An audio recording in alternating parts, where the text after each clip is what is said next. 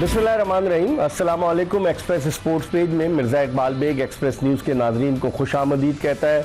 अब पाकिस्तान की क्रिकेट जो है अगले महीने तक है। अगरचे अभी बांग्लादेश की जो तीन T20 इंटरनेशनल मैचों पर मुश्तमिल सीरीज़ है उसके शेड्यूल का ऐलान नहीं किया गया है, लेकिन पाकिस्तान क्रिकेट बोर्ड ने कुछ स्किल की एनहांसिंग के लिए कैंप्स लगाए हुए हैं और मुख्तलिफ लड़कों को बुलाया गया। इस गर्मी में गद्दाफी स्टेडियम लाहौर के बाहर LCC के ग्राउंड पर कैंप लगाए गए और फिर उसके बाद पाकिस्तानी टीम को बांग्लादेश के दौरे के फ़ौरन बाद वेस्ट इंडीज़ रवाना होना है, जहां वेस्ट इंडीज़ के खिलाफ पाकिस्तान 3 T20 इंटरनेशनल मैचेस जो है वो वेस्ट इंडीज़ के बजाय फ्लोरिडा में खेलेगा।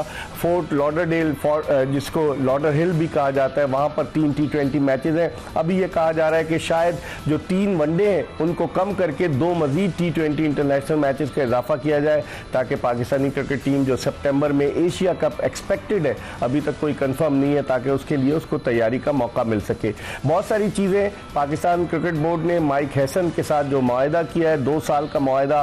गैर मुल्की कोचेज़ माजी में पाकिस्तान क्रिकेट के साथ आए, लेकिन उनके तजर्बात बड़े तल्ख रहे और बहुत सारी चीज़ें कहा जा रहा है कि शाहीन शाह अफरीदी, बाबर आजम और मोहम्मद रिजवान T20 स्क्वाड का हिस्सा नहीं होंगे। बिग बैश लीग में इन तीनों को लिया गया है। शाहीन शाह अफरीदी जो है वो ब्रिस्बेन हीट की टीम में मुंतखब हुए, उसके अलावा मोहम्मद रिजवान मेलबर्न की जानिब से और उसके अलावा बाबर आजम सिडनी थंडर्स की जानिब से। तो बहुत सारे क्रिकेट की जो डेवलपमेंट्स हैं उन पर हम बात करेंगे और गुफ्तगू के लिए हमारे साथ स्टूडियो में मौजूद है पाकिस्तान के फॉर्मर चीफ सेलेक्टर, पाकिस्तान के फॉर्मर कोच हारून रशीद साहब। किसी तारुफ के मोहताज नहीं। हारून भाई एक तवील अरसे से क्रिकेट के साथ वाबस्ता है और मुझे याद है 1976 में जब इन्होंने अपना डेब्यू किया था सिडनी टेस्ट में और क्या ज़बरदस्त बैटिंग की थी, मिस सेंचुरी बनाई थी, लेकिन फिर उसके बाद वो यंगस्टर्स के साथ अटैच हुए और पाकिस्तानी क्रिकेट टीम के कई यंगस्टर्स जो थे हारून रशीद साहब की कोचिंग में उन्होंने अपनी सलाहियतों में निखार पैदा किया, चाहे वो शाहिद आफरीदी हो, अब्दुल रज़ाक हो, बेशुमार क्रिकेटर्स अगर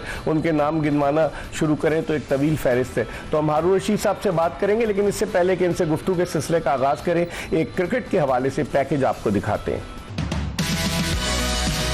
इन दिनों पाकिस्तानी क्रिकेटर्स आराम कर रहे हैं और कुछ खिलाड़ियों ने स्किल्स डेवलपमेंट कैंप में भी हिस्सा लिया है, लेकिन अब पाकिस्तान के लिए क्रिकेट शुरू होगी तब जब पाकिस्तानी टीम बांग्लादेश का दौरा करेगी, जहां 3 T20 इंटरनेशनल मैचेस उसे खेलना है। अब तक इस दौरे के शेड्यूल का ऐलान नहीं हुआ है। उसके बाद पाकिस्तान को वेस्ट इंडीज के खिलाफ वेस्ट इंडीज में जाकर सीरीज खेलना है, लेकिन जो असल चीज है पाकिस्तान के लिए वो 2025 से 2027 तक वो साइकिल है जिसमें पाकिस्तान को ICC टेस्ट चैंपियनशिप के 13 मैचेस खेलने हैं। पिछले साइकिल में Pakistani team ICC test championship के पॉइंट्स टेबल पर 9वें नंबर पर रही। इस मर्तबा पाकिस्तान 13 टेस्ट मैचेस में किस तरह की परफॉर्मेंस देता है ये भी देखना होगा। दूसरी तरफ पाकिस्तान के 3 स्टार क्रिकेटर्स बाबर आजम, शाहीन शाह अफरीदी और मोहम्मद रिजवान वो बिग बैश के लिए मुंतखब हो गए हैं और अब वो दिसंबर में एक्शन में नजर आएंगे।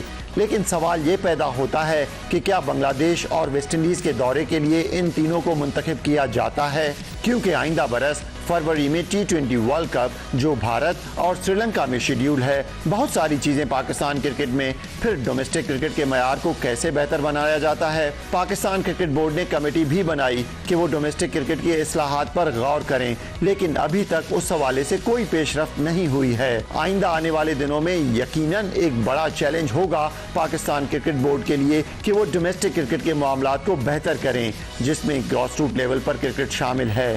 लोग कहते हैं कि 2-2, 3-3 गेंदें कराकर या बैटिंग कराकर ओपन ट्रायल्स के जरिए खिलाड़ियों का इंतखाब नहीं कर सकते। उसके लिए आपको कुछ और चीजें करना होंगी। बहुत सारी चीजें पाकिस्तान क्रिकेट में इन दिनों गर्दिश कर रही हैं। अब देखते हैं कि आइंदा आने वाले दिनों में पाकिस्तान की डोमेस्टिक क्रिकेट का मयार कितना बेहतर होता है और बैनुल-अक़वामी सतह पर पाकिस्तान की कारकर्दगी किस तरह की रहती है। जी, पैकेज आपने मुलाहदा किया और गुफ्तगू के सिलसिले का आगाज़ करते हैं हारून रशीद साहब से। हारून भाई, सबसे पहले बहुत बहुत शुक्रिया आप तशरीफ़ लाए। ये बताइए कि अब जो क्रिकेट के पाकिस्तान क्रिकेट के मामलात हैं, अभी तो आप थोड़ा अलग हैं, लेकिन जब नजम सेठी साहब थे तो माशाल्लाह वो आप पे बहुत एतमाद किया करते थे और काफ़ी आप इन्वॉल्व थे। कैसे देखते हैं पाकिस्तान की कारकर्दगी को? हम ICC टेस्ट चैम्पियनशिप में आखिरी नंबर पर रहे, अब उसके बाद 13 टेस्ट मैचेज हैं, अगले साइकिल में पाकिस्तान को बाहर भी जाकर खेलना है। T20 में अगर हम बांग्लादेश को हरा देते तो हम खुशी के शादियाने बजाते, क्योंकि उनकी टीम में काफ़ी एक्सपीरियंस क्रिकेटर्स नहीं थे। ओवरऑल आप पाकिस्तान क्रिकेट को कैसे देखते? सबसे पहले तो बहुत बहुत शुक्रिया आपको कि आपने मुझे इस प्रोग्राम में बुलाया और इतना अच्छा इंट्रो देने का। I think very kind of you.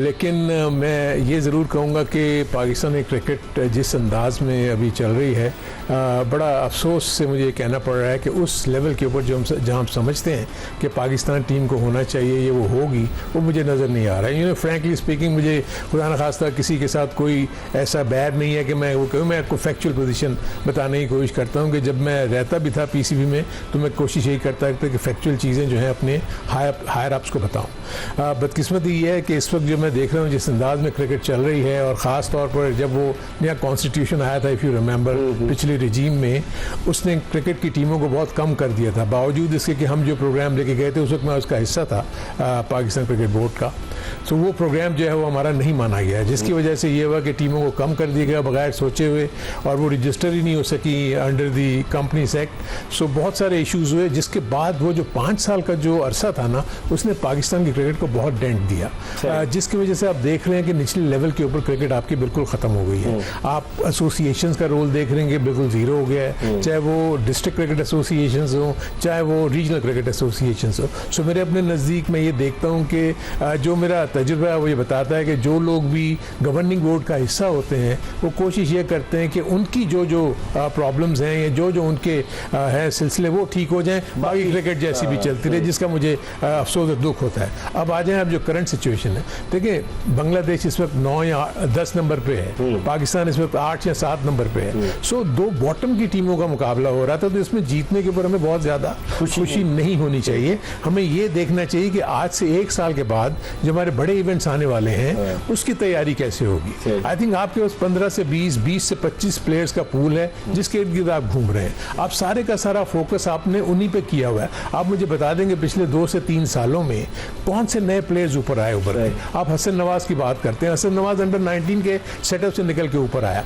Otherwise Pakistan के डोमेस्टिक क्रिकेट के सेटअप ने अभी तक कोई प्लेयर ऐसा प्रोड्यूस नहीं किया जो कि जाके बाबर आजम को टच कर सके, जो रिजवान को टच कर सके, या जो फखर जमान को टच कर सके। सो मेरे अपने नज़दीक एक बहुत बड़ा लम्हा फिक्रिया है जो कि आई थिंक बोर्ड के कर्ता धर्ता को इनके ऊपर ज़रूर सोचना चाहिए कि निचले लेवल के ऊपर जब तक क्रिकेट शुरू नहीं होगी उस वक्त तक आपको नया खून नहीं मिलेगा, और जब तक नया खून नहीं मिलेगा आपको इन पुराने खिलाड़ियों पर निसार करना पड़ेगा। आप क्या समझते हैं इदारों के ख़त्म होने के बाद, जो आप बता रहे हैं कि कंपनीज एक्ट के तहत रजिस्टर नहीं हो सके, तो इदारों के ख़त्म होने के बाद, क्योंकि आप खुद यूबीएल से खेले, नेशनल बैंक से खेले, पीआईए से भी आप खेले एक ज़माने में, मुझे याद है, तो इदारों के ख़त्म होने के बाद आप समझते हैं कि क्रिकेटर्स को एक तो रोज़गार के मौके कम हो गए, दूसरे वो एनकरेजमेंट जो उन्हें इदारों की जानिब से होती थी, जो फैसिलिटीज़ प्रोवाइड की जाती थी, वो रीजन्स की तरफ से तो नहीं की जा रही थी, तो उससे भी नुकसान पहुंचे। जी देखिए, एक तो मैं आपको थोड़ा सा इसको ज़रा मैं बताऊंगा कि जो क्योंकि आपके प्रोग्राम का ड्यूरेशन जो है वो कोई बहुत ज़्यादा वो नहीं है, क्योंकि ये जो डोमेस्टिक बहुत बड़ा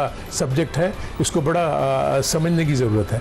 आई थिंक आपको याद होगा कि क्रिकेट एक ज़माने में एमेचर स्पोर्ट थी। सही। उस वक्त पाकिस्तान क्रिकेट बोर्ड को इदारों की ज़रूरत थी। इदारे डेफिनेटली एक बहुत बड़ा काम करते थे कि वो प्लेयर्स को जॉब देते थे ताकि उनको सिक्योर हो जाए करियर, और उसके बाद उनको जो फैसिलिटीज जिसका हमने जिक्र किया।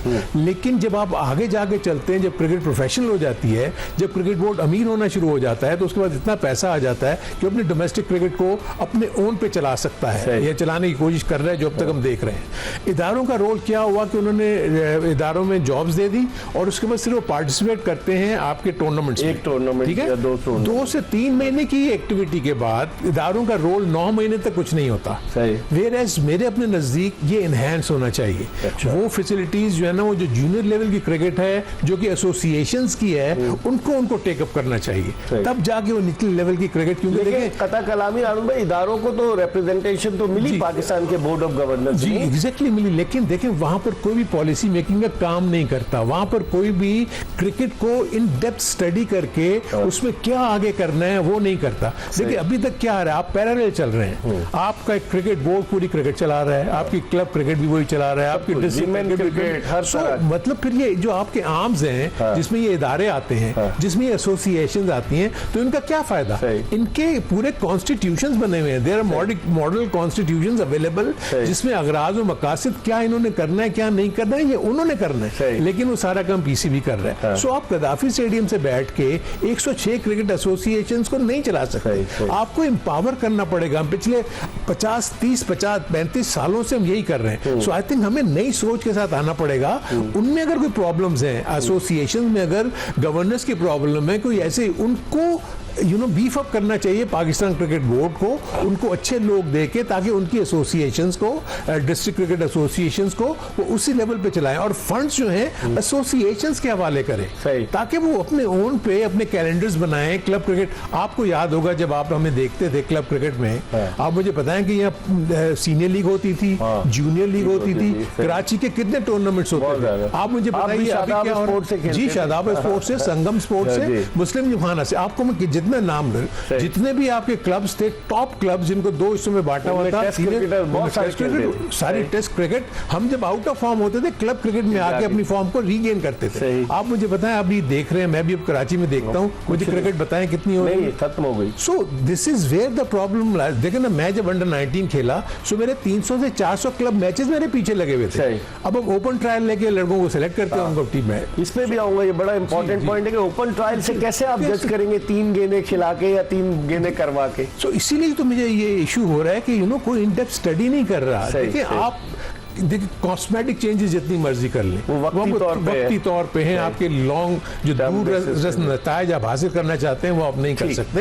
इट्स अ फैक्ट जो कि इनको मानना पड़ेगा। ठीक है, हारून रशीद साहब पाकिस्तान के फॉर्मर चीफ सेलेक्टर हमारे साथ मौजूद हैं। इस वक्त हम एक ब्रेक की तरफ बढ़े और जब ब्रेक के बाद वापस आएंगे मजीद बात करेंगे, क्योंकि ये डोमेस्टिक क्रिकेट के हवाले से जो हारून भाई बात कर रहे हैं कि ये तो ग्रास रूट लेवल से आए ना, क्लब क्रिकेट और फिर उसके बाद अंडर 19 और पाकिस्तान को रिप्रेजेंट किया, तो इनसे पूछेंगे कि जो क्राइटेरिया सेट कर रहे हैं कि ओपन ट्रायल्स का, इस पर भी बात करेंगे एक ब्रेक के बाद। Stay tune to Express news.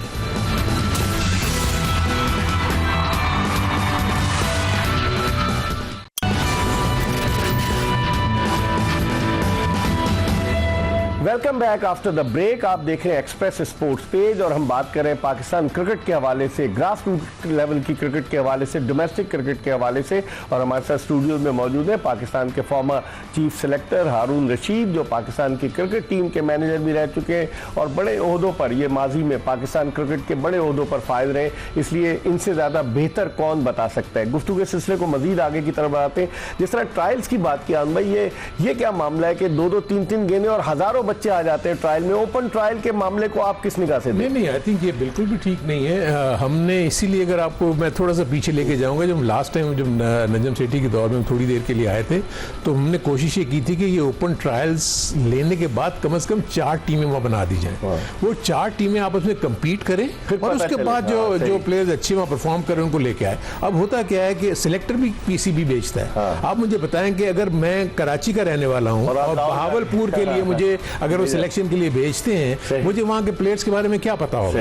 और आपको पता है कि ट्रायल्स में प्लेयर्स नर्वस होते हैं, एट टाइम्स कभी उनसे बॉलिंग नहीं हुई, अच्छा प्लेयर जो है बैटिंग करना, 2 से 3 में 2 दफा बीट हुआ, 1 दफा एज लग गई, वो कहते हैं थैंक यू, 2 दफा वाइड कर दी उसने, 1 नो बॉल कर दी उसने, थैंक यू वेरी मच। सो ये परखने का मयार नहीं है। सो आई थिंक मेरे अपने नजदीक जब तक आपकी क्लब क्रिकेट उसकी बेसिस के ऊपर, अब हम अपनी क्लब क्रिकेट जब हम खेलते थे, हम अपनी क्लब क्रिकेट की परफॉर्मेंस पे सिलेक्ट हुए थे पाकिस्तान। बिल्कुल, यानी कराची की अंडर 19। तो कुछ भी नहीं है। अब तो कुछ, तो जब तक आपका कंपेटिटिव बेस नीचे वाला मरहला नहीं होगा, आप कैसे एक्सपेक्ट करते हैं कि 2 दिन के ट्रायल से, ओपन ट्रायल से आप प्लेयर को सिलेक्ट करके आप पाकिस्तान की टीम में भेज देंगे? आप अभी पिछले 1-2 सालों में देखें ना कि आपके तमाम वो प्लेयर्स जिसने हार्डली 2 मैच खेले हुए हैं, 3 मैच खेले हुए हैं, 4 मैच खेले, वो पाकिस्तान के लिए खेल रहा है। सो आप मुझे बताएं कि हम तो 4 सीजन लगाने के बाद पाकिस्तान की टीम के लिए मतलब सिलेक्ट हुए थे, ये कैसे हो सकता है कि 1 से 2 मैचों में सिलेक्ट हो सकते हैं? हारून रशीद साहब तो हमारे साथ मौजूद है इस वक्त टेलीफोन लाइन पर। हमें इस्लामाबाद से ज्वाइन किया है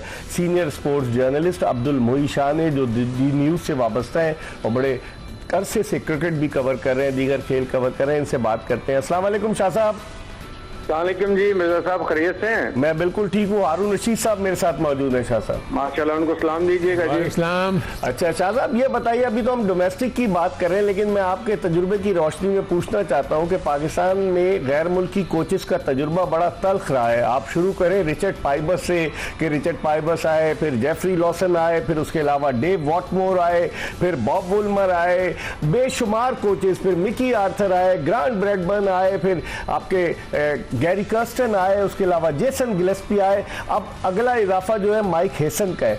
आप क्या समझते हैं? पीसीबी ने तो ऐलान नहीं किया कि इनका कितने साल का कॉन्ट्रैक्ट है, लेकिन उन्होंने खुद चूंकि गोरा बोल देता है तो उन्होंने मीडिया से बात करते हुए बता दिया कि 2 साल का कॉन्ट्रैक्ट है। आप समझते हैं ये गाड़ी चल पाएगी माजी के तल्ख तजुर्बात को देखते हुए? देखिए मिर्जा साहब, आज तक जो भी हमने देखा है कि कोई इंटरनेशनली रिकग्नाइज्ड इवेंट को होता है जिसकी रेपुटेशन भी हुई है और वो पाकिस्तान की टीम को जिसने ये वो ज्यादा चला नहीं है। और वजूहत उसकी एक नहीं, मल्टीपल वजूहत है उसकी, एक वजह नहीं है। देखिए वो अपनी जरूर मनमानी करता है, जिस तरह आपने कहा कि गोरे ने अपना खुद ने और बता दिया, माइक हेसन ने बता दिया कि वो 2 साल के लिए, हालांकि ये चीज बताने वाली थी पाकिस्तान क्रिकेट बोर्ड को कि वो हाँ जी वो क्लियर बताता कि कितने अरसे के लिए इनका कॉन्ट्रैक्ट हुआ, किस बेस पे हुआ, क्या क्या इनकी रिस्पॉन्सिबिलिटीज हैं, क्या क्या इनको चैलेंजेस फेस करने हैं, ये सारा कुछ पाकिस्तान क्रिकेट बोर्ड की तरफ से आना चाहिए था। लेकिन चले उन्होंने बता दिया। अब ये हुआ है, देखिए गैरी कर्स्टन जब आए, मैं हाल ही की बात कर रहा हूँ, पुरानी बात मैं नहीं कर रहा हूँ, इवन जेसन गिलेस्पी आए, ये सारे जब आए तो इन्होंने एक हमें कहा कि जी हम पाकिस्तान टीम को इधर लेके जाएंगे, ये लेके करेंगे, हम वर्ल्ड कप के लिए तो वैसे ही हम जा रहे हैं, वर्ल्ड कप के बाद हम अपना स्टार्ट सही लेंगे और इस तरह की बातें की, लेकिन कोई भी चल ना सका। उसकी रीजन सिंपल सी होती है कि जब गोरा कोच आता है वो अपनी तरीके से चलाना चाहता है उस टीम को, उस सिस्टम को, उस क्रिकेट बोर्ड के जो स्पोर्ट्स स्टाफ हैं उनको उसकी वो देखता है कि ये कितने कैपेबल है अपनी अपनी पोजीशन पे काम करना जा रहे हैं और कर सकते भी हैं या नहीं कर सकते। अगर वहां से कोई थोड़े मसाइल आते हैं तो वो फिर पार्ट ऑफ इवेंट्स मतलब है कि वो है कि मैं छोड़ दूं, मैं इस तरह वो नहीं शाह साहब कता कलामी थोड़े नहीं बड़े मसाइल आते हैं। पहले जेसन गिलेस्पी का इंटरव्यू आया, अब हाल ही में गैरी कर्स्टन ने कहा है कि सियासत बहुत होती है। तो आप नहीं समझते ये मसाइल जो है ये तो क्रिकेट बोर्ड को इनको रखने से पहले सोचना चाहिए कि मसाइल पैदा होंगे। जब वो रख लेते हैं उनको बड़ा आओ भगत करते हैं, वेलकम करते हैं और उसके बाद क्या हो जाता है? देखिए मिर्जा साहब बड़ी अच्छी आपने बात की। अब ये जो टाइम है ना पाकिस्तान क्रिकेट का, ये बड़ा क्रूशल टाइम है। 2-3 वजूहत की वजह से बहुत क्रूशल टाइम है। देखिए एक तो सबसे बड़ा हमने आगे वर्ल्ड कप खेलना है फरवरी में और वो हमने ज्यादातर मैचेस हमने श्रीलंका खेलने हैं। फिर हमें 1 साल तक हमें टॉप 6 टीम्स में आना है। वो कट ऑफ डेट होती है ओलंपिक्स के लिए। आपको ओलंपिक अगर खेलना है तो आपको टॉप की 6 टीम्स में आना है, 20 टीम। अगर आप नहीं आएंगे तो आप ओलंपिक से बाहर हो जाएंगे। लॉस एंजलिस ओलंपिक्स के लिए जी उससे बाहर हो जाएंगे। वो 1-2 साल पहले आपको उसके लिए वो मतलब टीम्स फाइनल हो जाती है। ये नहीं है कि वो 3-4 महीने पहले जाके फाइनल हो जाती है, वो साल पहले फाइनल हो जाती है। तो प्रॉब्लम इसलिए है कि जब तक आप अपने जो सारे कोचेज हैं या जो आपका स्पोर्ट्स स्टाफ है या जो भी है उसको टारगेट नहीं देंगे कि ये आपने अचीव करना है, वो हमें पता नहीं होगा, पब्लिक को पता नहीं होगा, जर्नलिस्ट को पता नहीं होगा, उस वक्त तक नहीं चल सकता। ठीक है, बड़ा मुश्किल होगा। मैं अभी भी समझता हूँ कि माइक हेसन का भी ये जो तजर्बा किया जा रहा है, ये कहाँ तक चलते हैं, किस तरह चलते हैं, क्या उनकी मंगी वो कर सकते हैं, सिलेक्शन में उतना कितना रोल होगा, वो देखना पड़ेगा कि सिलेक्शन में कितना होगा, सारा देखने वाली बात। लेकिन शाह साहब कता कलामी होती है। पहले माइक हेसन ने उसने जब जेसन गिलेस्पी थे उन्होंने इल्जाम लगाया आकिब जावेद इंटरफेरेंस कर रहे थे। अब माइक हेसन जो है वो उन्होंने कैंप अभी तो गए हुए हैं, लेकिन पता चला वहाब रियाज जो है वो कैंप को देख रहे हैं। तो आखिर वहाब रियाज में ऐसी क्या चीज है? वो गैर एलानिया चीफ सेलेक्टर रहे, पाकिस्तानी क्रिकेट टीम के सीनियर मैनेजर का ओहदा तख्लीक किया गया, उन्हें मालदीव भेज दिया गया कोचिंग कोर्स के लिए। फिर उसके बाद जो मेंटोर्स रखे जिनकी 50 लाख तनख्वाह थी उनके ऊपर वहाब रियाज को रख लिया गया। फिर पीसीबी की जितनी पॉडकास्ट होती है वो कर रहे हैं। तो क्या पाकिस्तान क्रिकेट में कोई और क्रिकेटर नहीं है, एक ही आदमी है? इससे तो मोहसिन नकवी साहब को बजाय उनकी रेपुटेशन को और नुकसान पहुंच रहा है। क्या कहेंगे आप? देखिए ये तो मिर्जा साहब आपकी अक्सर दराज से आप बेहतर समझ सकते हैं कि वहाब रियाज हर जगह किस तरह फिट हो सकते हैं। मतलब या आप अच्छे कोच हैं, अच्छे सिलेक्टर हैं, अच्छे स्पोर्ट्स स्टाफ के मेंबर हैं, अच्छे आप क्रिकेट बोर्ड के ऑफिशियल हैं। भाई कोई एक काम हो तो आप कर सकते हैं ना, हर काम तो आप नहीं कर सकते। जैक ऑफ ऑल बन गए, आप कोई काम भी नहीं कर सकते। जैक ऑफ ऑल बन गए ना शाह साहब। हाँ, जैक ऑफ ऑल ट्रेड, मतलब कोई काम नहीं कर सकते। तो आप समझ तो ये इसकी कमजोरी किसकी है शाह साहब? जरा आप खुल के बताएं ना, इसमें कमजोरी किसकी है? देखिए सिंपल सी बात है, ये पंजाब गवर्नमेंट में रहे और उस वक्त हमारे जो चेयरमैन पाकिस्तान क्रिकेट बोर्ड थे वो चीफ थे, उनके इतने क्लोज हो गए कि वो मेरा ख्याल है शायद उससे कंसल्टेशन वगैरह इतनी की कि अब वो वहाब रियाज को वो छोड़ नहीं सकते। मेरा ख्याल नहीं है कि वहाब रियाज किसी भी रोल में फिट होते हैं इस वक्त पाकिस्तान क्रिकेट बोर्ड। अब सिर्फ चेयरमैन बनना बाकी रह गया है शाह साहब। हाँ, चेयरमैन बनना, लेकिन नहीं, देखिए हर एक का अपना काम होता है जी, और काम अगर आपको आता है तो फिर ठीक है, अगर नहीं आता तो फिर आप जबरदस्ती चिपकने वाली बात तो नहीं है ना, इससे बदनामी हो रही है। ठीक है, ठीक है। ये अब हमेशा भी इस तरह की बात होती है, आप एक को अगर फेवरेट करके उसको हर रोल देंगे तो वो शायद ही फिर कोई रोल अच्छा कर सके। सही है, ठीक है शाह साहब, बहुत बहुत शुक्रिया, आपने हमें वक्त दिया। इस्लामाबाद से सीनियर स्पोर्ट्स जर्नलिस्ट अब्दुल मोही शाह टेलीफोन लाइन पर हमारे साथ मौजूद। आलम भाई, बात तो वो सही कर रहे थे कि देखे ना, जैक ऑफ ऑल बनेंगे। पाकिस्तान में इतने 255 के करीब टेस्ट क्रिकेटर्स, कुछ इंतकाल कर गए, कुछ हैं और कुछ तजुर्बाकार हैं, तो अगर उन सबको नजरअंदाज करके, लोग तो कहते हैं कि चेयरमैन साहब की वजह से, लेकिन ऐसा होना तो नहीं चाहिए। दुनिया में ऐसा कहीं होता है कि एक ही आदमी कई ओहदों पर फायद रहा हो? देखिए, ऐसा कहीं भी नहीं होता। दूसरा, मैं आपको एक चीज़ जो अभी बातों में बात निकल रही थी कोचिंग के हवाले से, जैसे आप बात कर रहे थे, देखिए आपको हमें थोड़ा सा ये भी देखना होगा कि आपके पिछले 10 से 15 सालों में आपके कितने चेयरमैन चेंज हुए, और आपके जितने ज़्यादा पीसीबी में चेंजेस आती हैं उसी मुनासबत से आपकी गाइड, आपकी जो पॉलिसी मेकिंग में चेंजेस आती हैं, जिसकी वजह से आप देख रहे हैं कि कोचेज जो है बहुत ज़्यादा चेंज हो जाते हैं। और जहाँ तक फॉरेन कोचेज की बात है, देखें वो अपने साथ एक प्लान लेके आते हैं, उस प्लान में उनको सपोर्ट चाहिए होती है, पीसीबी की सपोर्ट चाहिए होती है, उनको सिलेक्शन कमेटी की सपोर्ट चाहिए होती है, उनको प्लेयर्स की। जहाँ भी ये ट्राई का गड़बड़ करता है और तो वहां फिर ये सारा प्रॉब्लम शुरू हो जाता है और वो बिकरिंग शुरू हो जाती है। जैसे आपने गिलेस्पी का जिक्र किया, जैसे आपने कर्स्टन का जिक्र किया, अब माइक हैसन भी आप जो कह रहे हैं सिलेक्शन में वो हिस्सा ले रहे हैं। सो देखिए, मसला ये है कि उनका कोचिंग एक्सपीरियंस देखें ना, वो तो बहुत ज्यादा है as compare to Pakistani coaches. अगर आप मिलाते हैं तो वो तो क्रिकेट को छोड़ने के बाद, जैसे अभी आपने वहाब रियाज का जिक्र किया, अभी तो क्रिकेट खेल रहा था। जब मैं चीफ सिलेक्टर था तो मुझसे फोन करके पूछता था कि मेरा रोल क्या होगा, हारून भाई बताएं आपकी मैं स्कीम ऑफ थिंग्स में हूं या नहीं हूं। सो एक ऐसे शख्स को जो भी क्रिकेट खेल रहा है, आपको उसको निकाल के ऐसी जगह पे कैसे ला सकते हैं? सो मेरे अपने नजदीक एक्सपीरियंस बंदे किसी, देखे ना आप माशाल्लाह, आपको यहाँ बैठे हुए कितना अरसा हो गया, आपके किसी डायरेक्टली तो ऐसे नहीं आ गए, आपने एक स्ट्रगल की है, आपने इतना ज्यादा मेहनत करने के बाद हर बंदा जब तक जिस पोजीशन पे के लिए वो आता है उसको पहले उसकी एबीसी सीखनी पड़ेगी। अगर आप कोचिंग में आ रहे हैं तो एबीसी कोचिंग की सीखें, आप एडमिनिस्ट्रेशन में आ रहे हैं तो एडमिनिस्ट्रेशन की एबीसी सीखें। जब आपको नॉलेज ही कुछ नहीं है, इसलिए आप देखें कि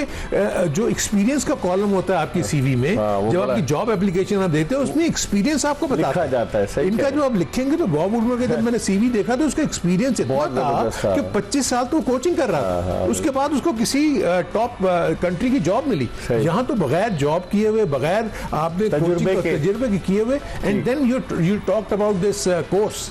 ये कोर्स क्या है? 4 दिन का कोर्स, 5 दिन का कोर्स, सर्टिफिकेट ले लिया, ले लिया, तो आप क्या इसके बाद वो आपका जो एक्सपीरियंस है on the job, physical experience कि आपने कितना अरसा वहां गुजारा, उसके बाद आप किसी चीज के काबिल हो सकते हैं। तो आई थिंक ये दिस इज द प्रॉब्लम। इस पर हम मजीद बात करेंगे। बड़ा इंपॉर्टेंट पॉइंट रेज किया है हारून रशीद साहब ने कि जब तक आपके पास तजुर्बा नहीं होगा, ऐसे उठ के अगर आ जाता है आदमी तो फिर उससे नुकसान न सिर्फ उसको होता है बल्कि उससे क्रिकेट को भी नुकसान होता है। हम ब्रेक की तरफ बढ़ रहे, कहीं जाएगा नहीं। Stay tune to Express news.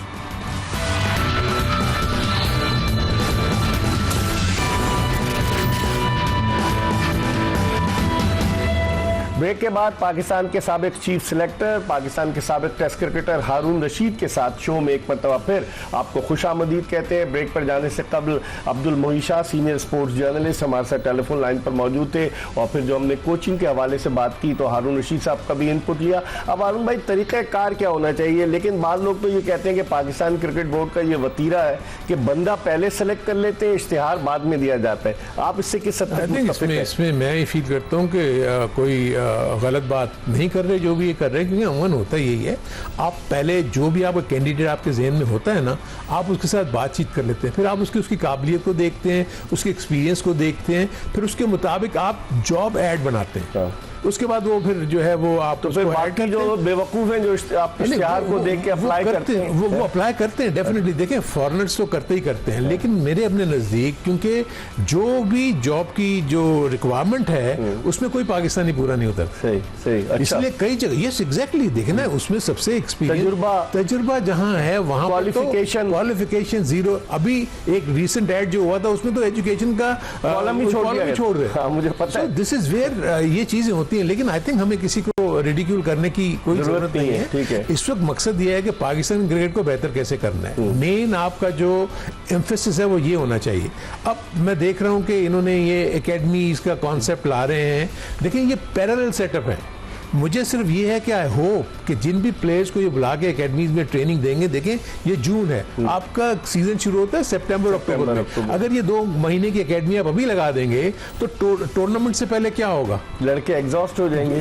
Exhaust वही, यानी 1 महीने 1.5 महीने का गैप आएगा बिफोर दिस एकेडमी फिनिशेस। सो आपको हर वो चीज करनी चाहिए कि जैसे ही आपका, जैसे हम प्री सीजन प्रोग्राम करते हैं, प्री सीजन प्रोग्राम के बाद हम इन सीजन में चले जाते हैं ना फौरन। हम जब डिपार्टमेंट्स वगैरह में थे तो 1 से 1.5 महीने का हम कैंप लगाते थे और उसके फौरन बाद कायदम ट्रॉफी होती थी या पैट्रियंस ट्रॉफी होती थी, कोई ना कोई इवेंट होता था।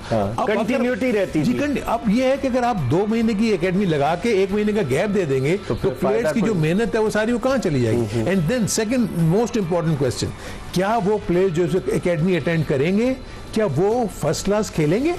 क्या वो सिलेक्ट होंगे अपने अपने रीजन्स में? ये एक और बड़ा सवालिया निशान है, क्योंकि आपके बहुत सारे प्लेयर्स इंग्लैंड चले गए हुए हैं, वो वहां क्रिकेट खेल रहे हैं, वो ऑटोमेटिक सिलेक्शन होंगे क्योंकि आपने जो क्राइटेरिया बनाया हुआ है उसमें पिछले साल जो खेला हुआ है वो ऑटोमेटिक सिलेक्शन है, जो काउंटी खेलने गया हुआ है वो ऑटोमेटिक सिलेक्शन है। जब वो आ जाएंगे तो बाकियों का क्या होगा? सो क्या वो खेलेंगे या नहीं खेलेंगे? सो इतना पैसा और इतनी एनर्जी जब आप यहाँ जाया करेंगे, सो इन प्लेयर्स का आगे क्या है जाने का, क्या कुछ नजर आ रहा है आपको या नहीं? सो मेरे नजदीक ये बहुत सोच समझ के, आइडिया बुरा नहीं, क्योंकि देखिए एसोसिएशंस या रीजन्स तो इस काबिल नहीं है कि वो, क्योंकि बहुत फंडिंग इन्वॉल्व है। यहाँ तो रीजन्स को एम्पावर कर दिया जाए और वो अपनी एकेडमीज खुद लगाएं, ये उनको सपोर्ट करें। लेकिन फंडिंग तो पीसीबी कर रहे हैं ना इस वक्त, पीसीबी ही को फंड करना है। देखें तो रीजन्स वाले तो सिर्फ वो जिसे कहते हैं कि बाद लोग कहते हैं रबर स्टैम्प बने हुए ना, वो तो यस सर की बात करते हैं। इसलिए कि देखिए मैं आपको फ्रैंकली बताऊं कि कैपेसिटी बिल्डिंग बहुत जरूरी है रीजनल क्रिकेट एसोसिएशंस में, डिस्ट्रिक्ट क्रिकेट एसोसिएशंस में।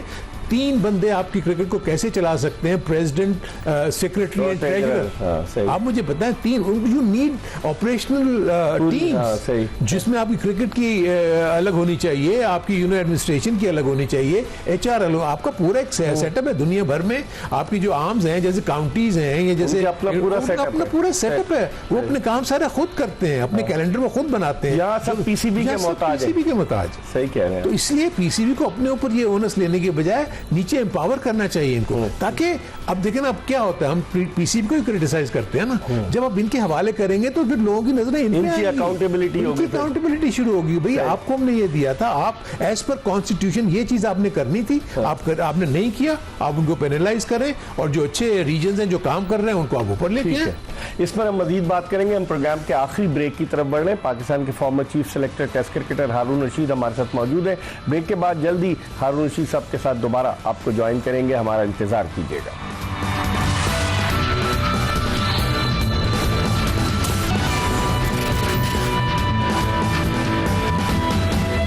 ब्रेक के बाद एक मरतबा फिर आपको एक्सप्रेस स्पोर्ट्स पेज में खुशामदीद कहते हैं। हम बात कर रहे हैं पाकिस्तान की डोमेस्टिक क्रिकेट के हवाले से कि कैसे पाकिस्तान के क्रिकेट को बेहतर किया जा सके। हमारे साथ मौजूद है पाकिस्तान के साबिक चीफ सेलेक्टर, साबिक टेस्ट क्रिकेटर हारून रशीद, जिनसे गुफ्तगू के सिलसिले को मजीद आगे की तरफ बढ़ाते हैं। और मैं आपने थोड़ी देर पहले कहा था प्रोग्राम में कि 4 दिन का कोर्स कर लिया, 5 दिन का कोर्स कर लिया तो उससे क्या क्वालिफाइड कोचेज बन जाते हैं? देखिए एक तो मसला है कि आपको पता है मैनुअल से बहुत बड़े बड़े होते हैं। 4 से 5 दिन में वो खुलासा आपको पेश करते हैं और ऑब्वियसली वो ये एक्सपेक्ट करते हैं कि आपके पास जो टेस्ट क्रिकेटर आए हुए हैं तो उनको तो क्रिकेट जो उन्होंने खेली हुई होती है उनका आइडिया होता है। एक्चुअली कोचिंग जो है ना, it's a management, it is not की प्लेइंग क्रिकेट। ये पूरी मैनेजमेंट है। आपने पूरे के पूरे जो आगे 15 से 20 लड़के अगर आपके पास हैं तो उनको आपने किस तरीके से प्लान आउट करना है, किस तरीके से आपने नेट सेशंस लगाने हैं, किस तरीके से आपने 6 मंथ डाउन द लाइन आपने कौन सा उनका डेवलपमेंट का प्लान जो है वो तैयार किया है। इट्स नॉट वन थिंग कि जी आपने वो कोर्स करके आ गए तो आप सुपर कोच बन गए। It's not that. आपको मेरे अपने नजदीक अगर किसी ने भी कोचिंग सीखनी है ना तो अंडर 16 से शुरू करें, अच्छा। अंडर 19 से शुरू लेकिन करें। यहाँ तो सब पाकिस्तान टीम में जाना चाहते हैं। एवरीबॉडी मैं यही तो हैरान होता हूँ। आप मुझे बताएं, राहुल द्रविड़ ने उसको उस वक्त भी ऑफर अंडर 19 से आया, उसने इंडिया को अंडर 19 वर्ल्ड कप जितवाया। कितने प्लेयर्स दिए, देखिए आपका सबसे बड़ी शुभमन गिल वगैरह वहीं से आए, सब वहीं से, जितने इस वक्त टीम बनी हुई है उसकी। और उसके बाद देखें कि उसने अपने आप को अपग्रेड किया अंडर 19 से, उन्हीं प्लेयर्स को जिसने डेवलप किया सीनियर टीम और टीम को कहां छोड़ा। सो मेरे अपने नजदीक जिन भी प्लेयर को देखें, पैसा इनको जरूर दें, मुझे कोई इस पे एतराज नहीं, इनको पैसा दें, लेकिन इनको कहें शुरू करें आप इसकी ABC सीखें, अंडर 19 से शुरू करें, अंडर 16 से, क्योंकि कोचिंग की जरूरत वहां है। देखिए ना, आप माशाल्लाह तदरीसी उससे भी वाबस्ता रहे, ठीक है ना। आप मुझे बताएं, आप स्कूल को स्टूडेंट को जब आप ट्यूशन देंगे, उनको पढ़ाएंगे, और एक यूनिवर्सिटी के स्टूडेंट को जमीन आसमान का फर्क है ना। सो ये वो फर्क है। आप जब तक स्कूल में टीचिंग नहीं करेंगे, आप कैसे सीखेंगे?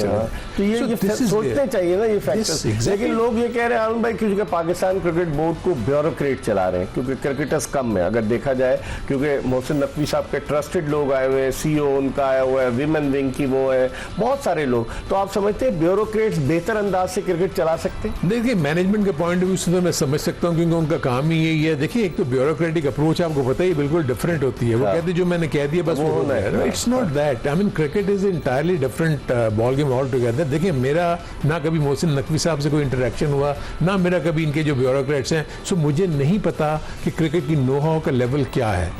नकवी साहब डेफिनेटली मैं फील करता हूं कि वो वहाब रियाज के ऊपर बहुत ज्यादा ट्रस्ट करते हैं और वो उसी को मतलब वो बुलाते हैं। लेकिन मुझे सिर्फ ये है कि नकवी साहब को ये जरूर सोचना चाहिए कि जिन लोगों को वो बुला रहे हैं उनका पीछे का तजुर्बा क्या है, उन्होंने क्या कुछ डिलीवर किया हुआ है, क्या कुछ पाकिस्तान के लिए उन्होंने कंट्रीब्यूट किया हुआ है। देखिए, खेलना is something else.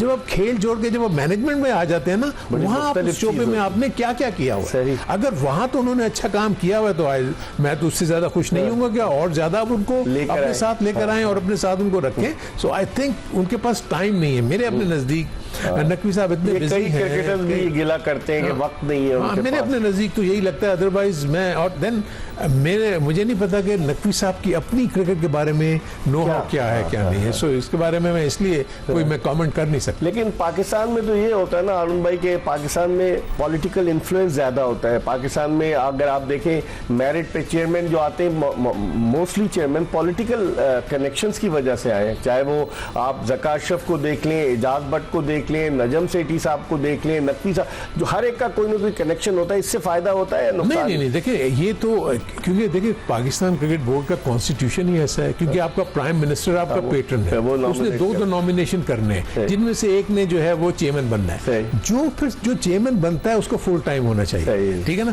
Full time होने के बाद फिर उसको क्रिकेट की थोड़ी सूझबूझ लेनी चाहिए। अगर आपको नहीं आती तो आपको सूझबूझ लेनी चाहिए। उसके लिए आपको अच्छी टीम अपने इर्द गिर्द जो है वो इकट्ठी करनी चाहिए, जो कि मैं फील करता हूं कि नजम सेठी साहब ने किया था। अच्छा, जिसकी वजह से आप देखेंगे उनके टेन्योर में आप PSL वो तो नहीं हो सकती 2016 में शुरू नहीं हो सकती थी। वो 3 दफा PCB नाकाम हुआ था ना, आपको याद हो। लोगों की भी लॉन्चिंग कर दी थी, हारून लॉर्गाट को लेकर आ गए थे वो। तो वो उसके बाद उन्होंने पूरा आके इन डेप्थ स्टडी किया आपके सिस्टम को और उसके जाके उनको देखें। और अगर वो पिछला अगर दौर हुकूमत ना होता, आप देखेंगे पाकिस्तान टेस्ट टीम में भी टेस्ट स्टेटस भी उनका नंबर 1 था। आपकी T20 की जो रैंकिंग थी वो बहुत ऊपर थी, वनडे की भी बहुत ऊपर। तो वो जैसे ही वो सिलसिला टूटता है, आप देख लें उसके बाद नोज ड्राइव होता है सिलसिला, उसके बाद कहां से कहां चलेगा। चले, बहुत बहुत शुक्रिया आनंद भाई। वक्त कम था, अभी मजीद गुफ्तगू हारून रशीद साहब से की जा सकती थी, क्योंकि जिस तरह के जवाबात दे रहे थे और जो इनकी इन डेप्थ नॉलेज है, यकीनन उस हवाले से आपको हमारी की गई गुफ्तगू पसंद आई होगी। इंशाल्लाह जिंदगी ने वफा की तो अगले शो में फिर आपकी खिदमत में हाजिर होंगे। मिर्जा इकबाल बेग, हारून रशीद और एक्सप्रेस न्यूज़ की पूरी प्रोडक्शन टीम को इजाज़त दीजिए। अल्लाह हाफ़िज़।